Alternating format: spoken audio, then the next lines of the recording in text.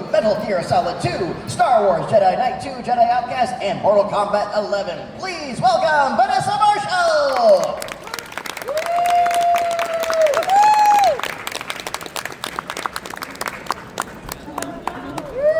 And next, she's an actress whose video game credits include Fire Emblem Fates, Raising of the Shield Hero, and Genshin Impact. Please welcome Brianna Knickerbocker!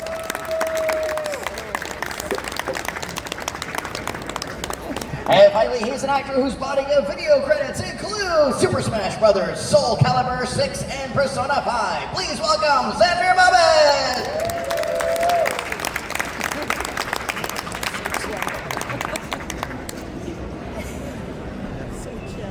Who wasn't Persona? I gotta look up who wasn't Persona, actually. Hey, good morning, friends. How's your Sunday? Excellent. Yay. Yeah, yes. Yeah, I know. First medal of the day on Sunday is all that. So, yeah. Waking up. You know, all that, making merry in Ocala last night, so all that fun stuff. So, since we're tasked to kind of focus on the video game stuff, I'll ask everybody, what was their first video game gig, and what was the adjustment if you had already been working in narrative-based animation? What was that changeover like for you? I did commercials and voiceover before I did video games, so Right. I don't have that. Yeah, first video game, first like actual video game I booked like through an agent and did like large scale professionally was Super Smash Brothers, so I had kind of a weird intro. Yeah, kind of a not a normal one, and it was dope, man. It was amazing. It was a dream come true. When I first started in voiceover, I had no acting training, no idea what I was doing. I just saw Doma and I got freaked out. I'll see you soon. I had no idea what I was doing. I was just alone in my apartment. I just quit fashion. I had no crying every day, I had no family, no money, no idea what I was doing. So I was like, let me go to Craigslist. Let's see what's on Craigslist. And I saw acting jobs. I was like, oh yeah, acting, that's cool. And I applied for said acting jobs. And literally there were voiceover jobs on Craigslist back in the day. And there was a video game job and I booked it, and it was the lead role in a mobile game, and it was like 20,000 lines. And I was just like, I don't know what's happening, but this is cool. Wow, that is amazing. That is amazing. Craigslist is an endless source of fascination. I have the craziest stories from it. Oh my goodness. Well, I went to acting school. I have a master's in acting, and I studied dialects and this and that, and was a stand-up comic and doing sketch comedy, and I wrote a one-woman show, and an agent saw the show and said, you should try animation, and so I got signed by CESD. I've been with them since 1997. Some of you weren't even born. Congratulations. I had done a bunch of commercial jobs, and then I was doing a job for Dune, the video game Doom, and I think I was just some utilitarian voice, and then I saw them, they were freaking out because they couldn't find a voice for, I think it's the big gelatinous Jabba the Hutt dude who, the Harkonnen dude? Yes, Baron Vladimir Harkonnen. That dude, right? So I said, would it sound like this? And they were like, get in the booth right now. And so I ended up doing all of his lines like this, which I don't even know if you could hear it. No woman should make this sound. I don't think I could. Well, I don't know. Well, I used to call my friends and freak them out and be like, what are you doing? I was like, what's your favorite scary movie? Yeah, no, I don't know. Like, this is like, I just make people laugh growing up. And so I was like, I don't know, is that useful to you? And is this anything? No, She and they also were like, did all of the that's ADR exactly for Christian Bale's Batman. Exactly, I could have done that too. No, but anyway, so then I ended up being like that dude in the Dune game, and I was like, oh, that feels significant somehow. And Kind of is. You're in very, very good company. but it was like an accidental booking. I don't know. But But it wasn't Craigslist. No, that's so cool and fun. So you're Yeah. like, here's this thing. Is this anything? And they're like, this is definitely something. Get in the booth. Well, when you come from like a stand-up comedy background, you're not taking yourself very seriously. So, Sure. you know what I mean? You're just kind of like, you know, Here's you're the thing. This is like fun little parlor trick. It's like, can you do this for 4 hours? Then I'm going to change your life. But then I ended up using that voice again in Final Space. I played Invictus, who's like I went in to read for some other like villainous role, and then they were like, "Oh, we need a villain." I was like, "I got a little something for you," and they all like the look on their face when I did that noise. They were just like, Yeah, it's not a soothing sound. Anyway. What's the biggest challenge you've all had to adjust to in video game acting? Seem to have Probably doing screaming for hours at a time for like if you're doing shooters, if you're doing anything that's like really high stress, there will be a whole and like part of this is my own fault is like when you're, especially when you're a young actor, you're very like, oh my God, yes, I have to just be like, yeah, of course I'll do that, 100%. So they'll be like, hey, do you need a break? 2 hours in, and I'll be like, no, I can keep going, guys, this is fine. But yeah, it'll be hours at a time of, grenade, get out! And, after a little bit of time, that you start sounding like Baron Vladimir Harkonnen. So, yeah, I have a really soft, feminine voice, and I lose my voice very, very, very quickly. So yeah, doing stuff like that is just so painful and really, really hard. I'm also horrible at cold reading, and video games is all about cold reading, so it's just like, ouch. Yeah, that's a good point. I like to prepare scripts before jobs, but for some reason in video games, maybe it's because it's many short sentences, and you get to do it 3 times. But sometimes they're not short. No, they are not. I know, you're like right. Paragraphs, and I'm like, can I read this before I start trying to act it? Yeah, it is kind of scary. I don't know, you just kind of go with it. Yeah. It's a little stressful, but worth it. But definitely, I think the dying, is it Baldur's Gate? There's some, I think, which Baldur's Gate? like a billion, I don't even know, but I had to die by fire, die by lightning, die by choking, die by drowning, die by, and I was like, what? And then you get in water and you're going like, you're making all these horrible sounds. At the end of the day, you sound like the Harkonnen dude, naturally, and so there's of course technique to using your diaphragm and supporting your breath and all this type of stuff. But at the end of the day, what we're doing does hurt our vocal cords. I was learning from my vocal coach, so it's like there is technique, but you are damaging your vocal cords. Yeah, you really have to readjust to that schedule. Kevin Conroy, the voice of Batman the Animated Series, he used to say all the time, it's like, it would take me 2 3-hour sessions to do 1 episode of Batman. When I did the first Arkham game, it was 9 months, Monday through Friday, 4 hours a day. And he just was completely not accustomed whatsoever. And again, and there's a monotony to it too, not just with the efforts, it's just like all the visual dialogue. It's behind the car. It's behind the bike. It's behind the cat. It's behind the pancakes. It's like just all that stuff. And whenever I've dabbled in it, it's just like I can't help but thinking. I can't stay on point. I'm thinking, what is this behind the pancakes? I'm thinking to myself, what am I reading? What am I doing here? And it's hard. And if it's short stuff like an anime or animation, it's like, okay, fine, just whatever the mood. I try to piece together the plot in my head. And I always have to separate myself from it. So I think that's also another difference is that when you're doing the video game, you're by yourself, and otherwise, when you're in an animated show, well, not since the pandemic as much, but there's one of the Jedi Council games that I did, Knights of the Republic. I think I was Jan Ors. And totally, exactly. Big Knights of the Old Republic fan. Let's go.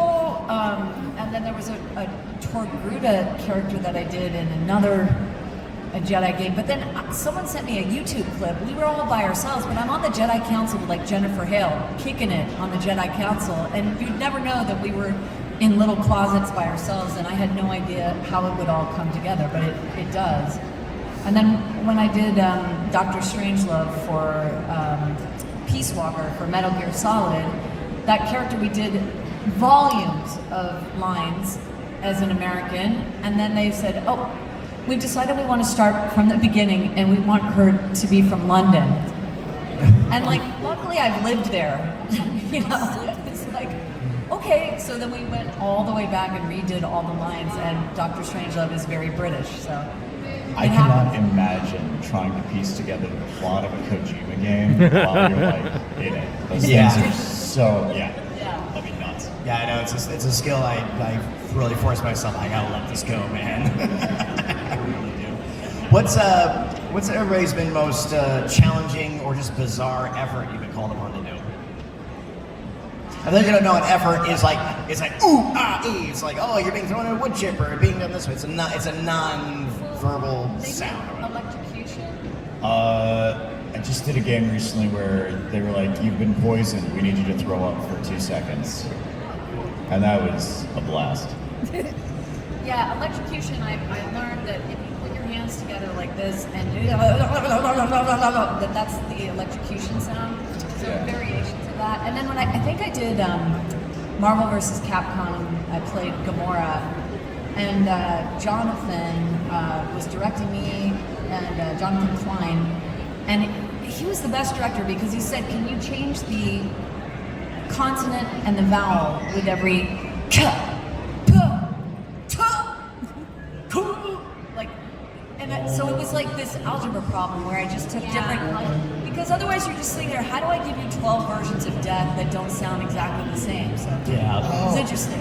Actually, so with Jonathan, I did Street Fighter V with him, and his name is Abigail. He's like a 7-foot tall dude, and Wait, what's his outfit?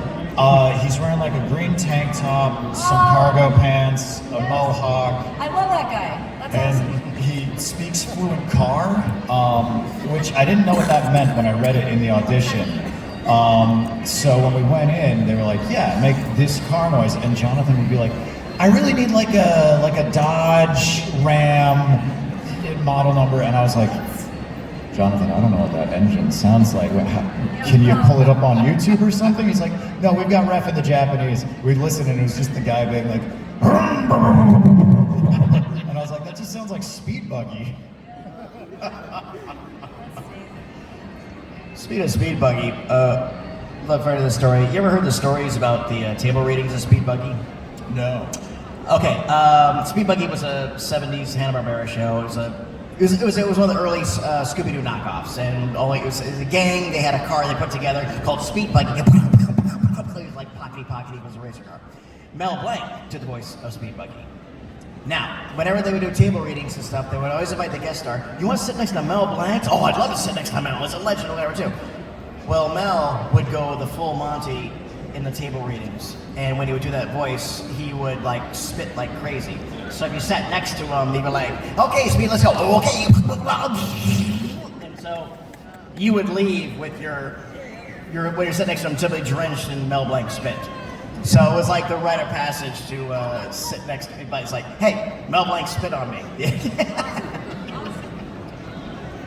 So not video game, but I always like telling that story. So I have too.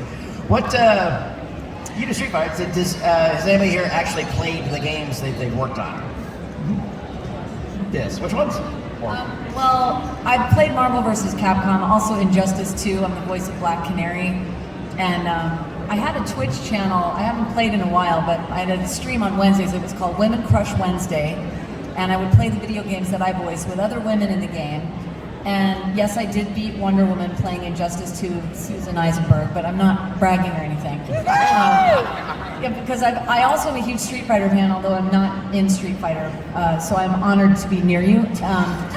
Marvel vs. Capcom is close. Ish. Well, it's the same type of game, but we would raise money for different women's charities, the AAPI Women Lead, the Black Girls Code, Step Up Women's Network, and it was a really cool vibe. And then I also had to do, for Metal Gear Solid, obviously I'm Olga, and like I said, Dr. Strangelove, we put together something called MGS Con. If you're a fan of Metal Gear, it's called MGS Con, and I got David Hayter, I got all the actors to do it for free because we were raising money for Wounded Warrior Project, which was amazing. And also, if you haven't heard of it, there's an organization called StackUp.org.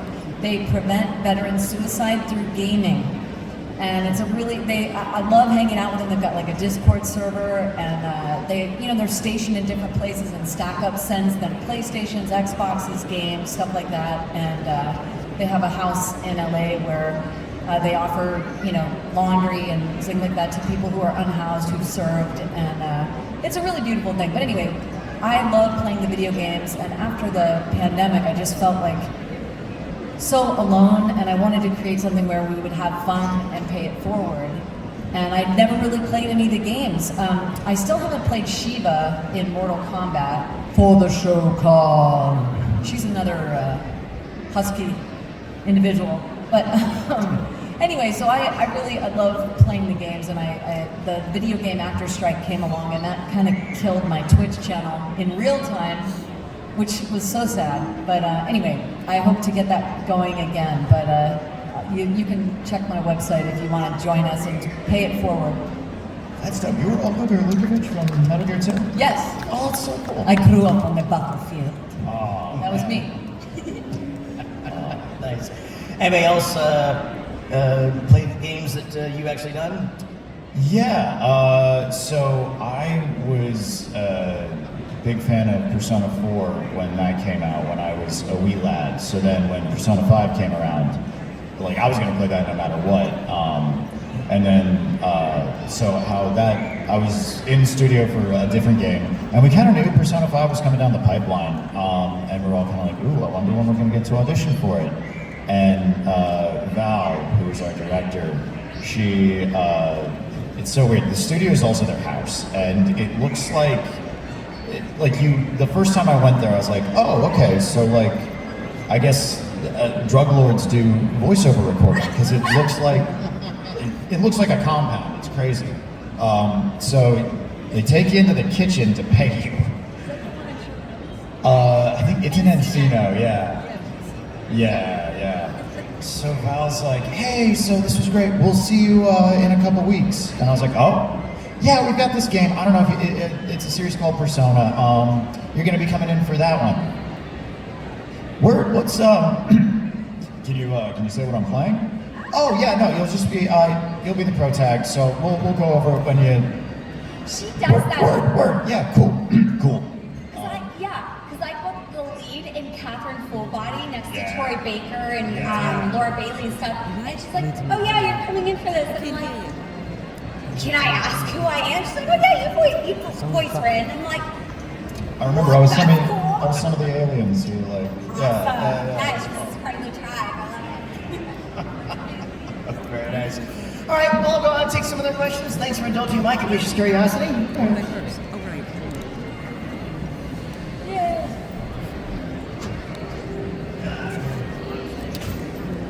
Oh, you got your candy.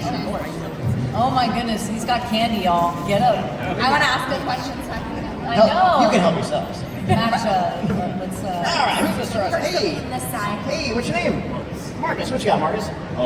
So kind of interested in getting into voice acting myself. I work in healthcare right now, so in the future. But as far as, do you have to change your approach when you're voicing in a game that's has like 3D models talking to each other with the lip flaps versus like more of that persona visual novel style where it's character portrait and it's the line there? Like, how do you change that up? So the answer is kind of, but it's less, hey, what kind of game am I in? Got it, I'm gonna go. Sometimes, like if you go in for a Bethesda game, if you know how those go, like the camera zooms in really close and you do, but in that case, they'll just give you contextual direction of like, hey, the camera's right here, so you don't need to be going, hey, what's up, bro? How you doing? Yeah, welcome to the wasteland, dude. Because that would be really weird. You'd be shouting into their face. Whereas if you're in like a cutscene and there's, stuff exploding in the background and your homie's over there and you're like, no, Greg! Oh my God, your legs just got blown off now! That's gonna be, so it's less what style of game and more contextual of like what's happening at that time in the gameplay that will affect how we speak. Totally. Have you done performance capture stuff? I haven't done a ton of it. I want to do more of it. I hate doing self-tapes. So believe me. Suck. Yeah. Well, so bad. I've obviously I voiced Hera in Star Wars Rebels, but they came to me for the Squadrons video game. And it was so interesting because I had to memorize the lines, and you walk in and they put you in like a luge suit with balls all over it, and you're just like, what is happening? And it's completely, that is 100% different from, just being Yeah, that's alone. more like stage acting. Good right? Lord, it was awesome. I really enjoyed it. I loved it. I had so much fun, but it was unlike any video game I'd ever done. So that obviously, but also for Injustice 2, I had PCAP, like a helmet on my head and lights going into my eyes, trying to act normal, just in general, and act well as Black Canary. It was like, I'm wearing a football helmet with lights shining directly in my face, and what am I doing again? Yeah, I don't know, but so that is a very different scenario that'll be clearly different when you put the helmet on. But and thank you for your service, by the way, and being in healthcare. Thank you. Yeah, versatility. Yeah, that's just what it is. Just try to be, there's so many sub-disciplines within performing and acting. It's just try to be ready for it. Like I said, when she jumped into Darren Harkonnen and stuff like that. So too.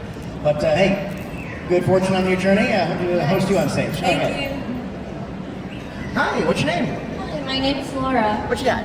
So I'm also another healthcare worker. Thank you. Now the thing is, I just wanted to hear from you guys since you three are voice actors. Do you have any dietary tips for vocals? What to definitely stick to eating, drinking, and what to definitely avoid? Like obviously, like I heard about the spiciness, you want to be careful on that. And mild tea is great, but and also for instance, I heard about dairy, like something you want to be careful about too for the vocal cords. So any tips? Well, yeah, obviously, I think they say not to do dairy before an important job, not to do greasy before an important job or an audition, because sometimes you can get kind of, I believe the term is phlegm, that can be created, and that's not helpful for the vocal cords, but I don't eat dairy generally, but do you guys have food things that you do? No. No, not really.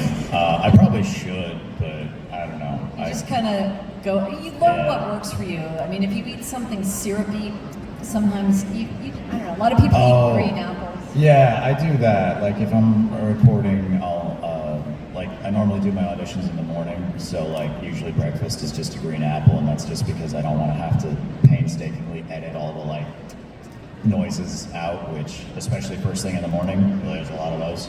But apart from that, yeah, no. Whiskey, cigars, Perfect. Any tobacco products really, I think will Excellent. absolutely help. Yeah. It's what's for breakfast. Absolutely. Yeah.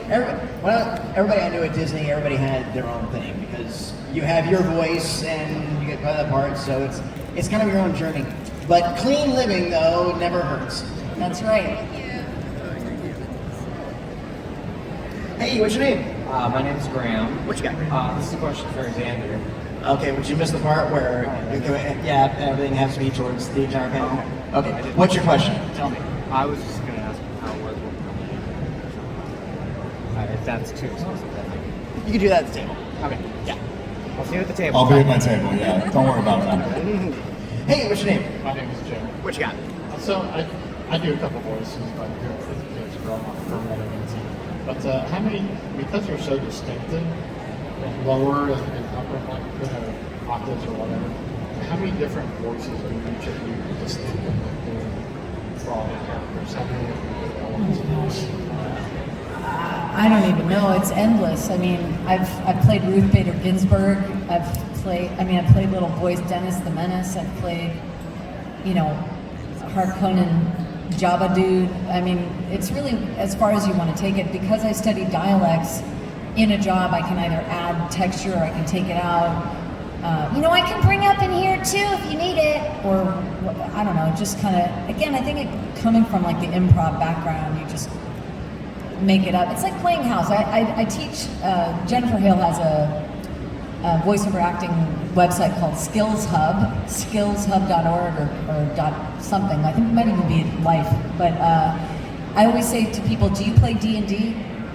When you play D&D, do you pick up the die and go like, oh God, how do I do this? No, you play. Like everyone knows how to play, and giving ourselves permission to just access that. And when you were playing with footballs, dolls, action figures, whatever, not to gender anyone's playtime, but like whatever we played with, we never doubted our ability to play. If we can just get back to that place of innocence and lack of sort of self-criticism, to just make a dumb voice and take a risk. And you know, when you were on the block, I grew up on a block with 27 kids. We never doubted that we could do anything.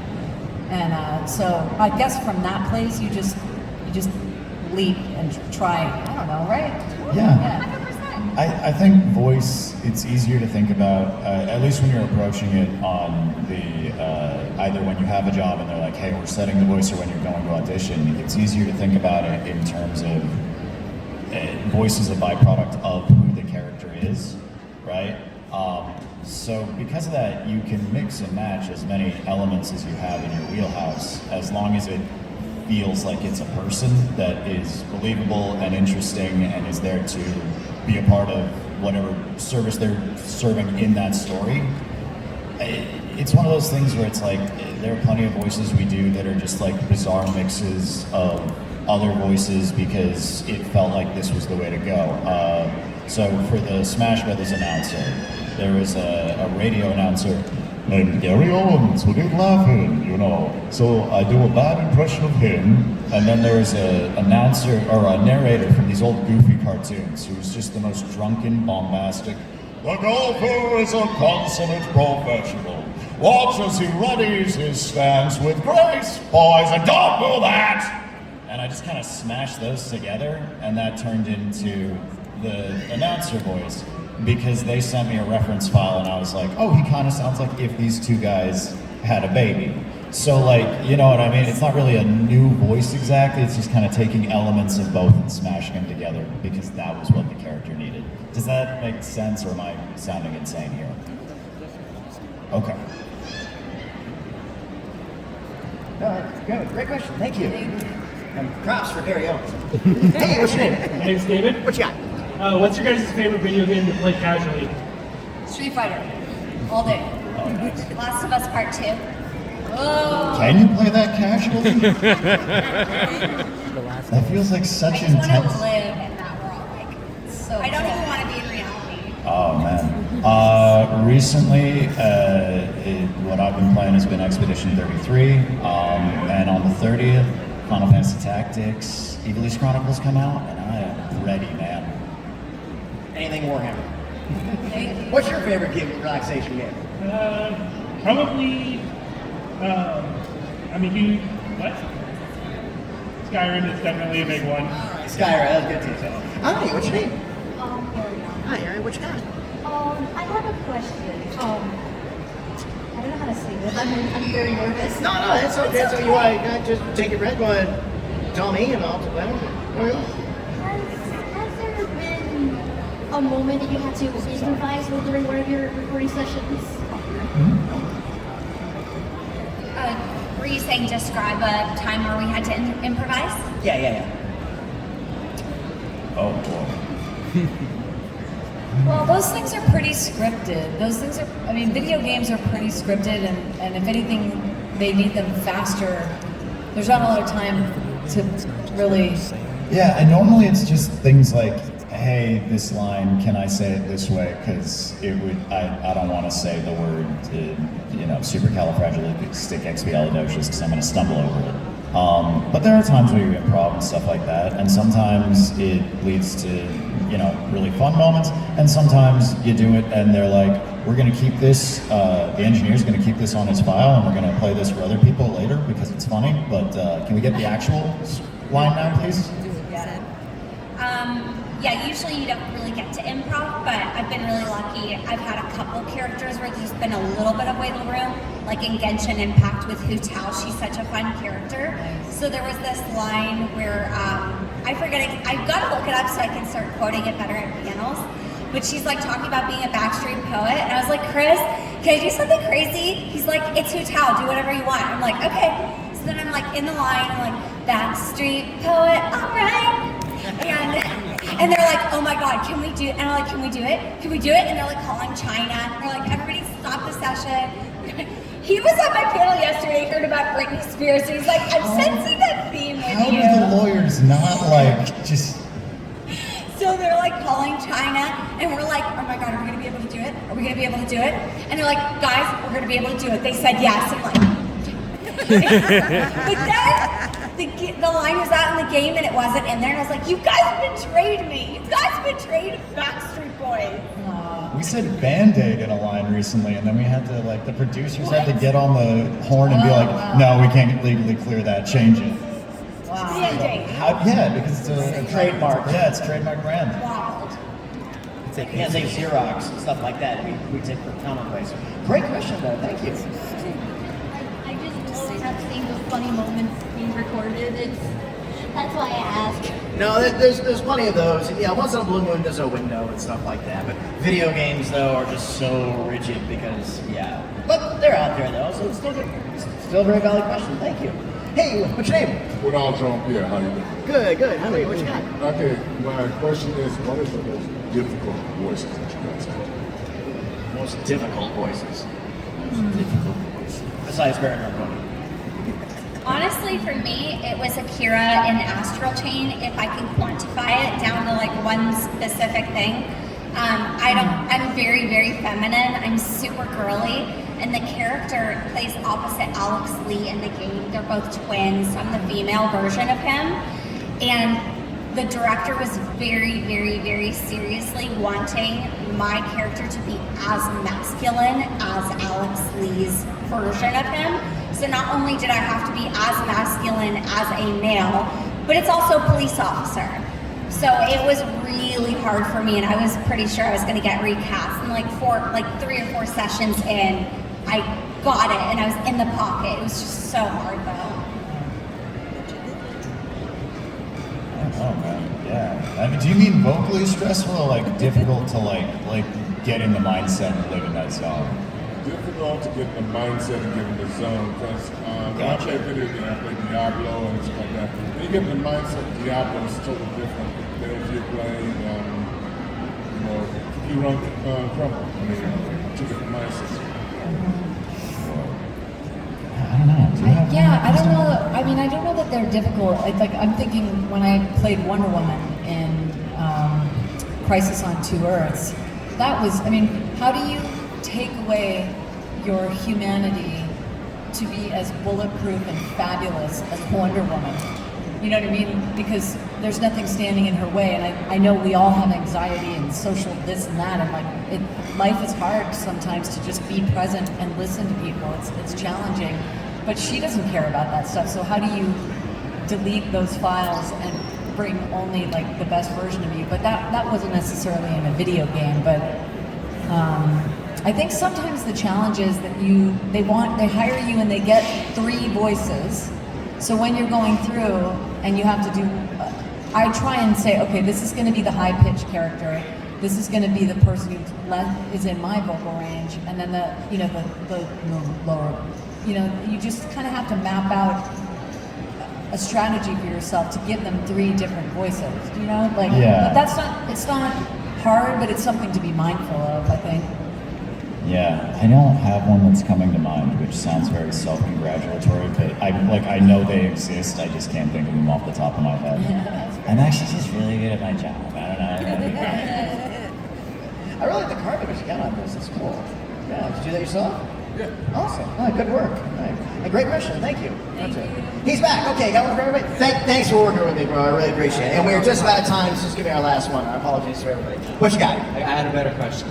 All good. All good. How do you all deal with self-confidence issues when it comes to putting yourself out there on auditions? Like, how do you not let doubt get in the way of doing what you need to do? Oh boy, the actor's life. Well, someone asked me that the other day, and I said that the best thing to do is to think of the other people there, not in a codependent, people-pleasing, self-effacing way, but in a way that you want to be of service to the director, you want to be of service to the writer, you want to focus on how you can get them to lunch sooner.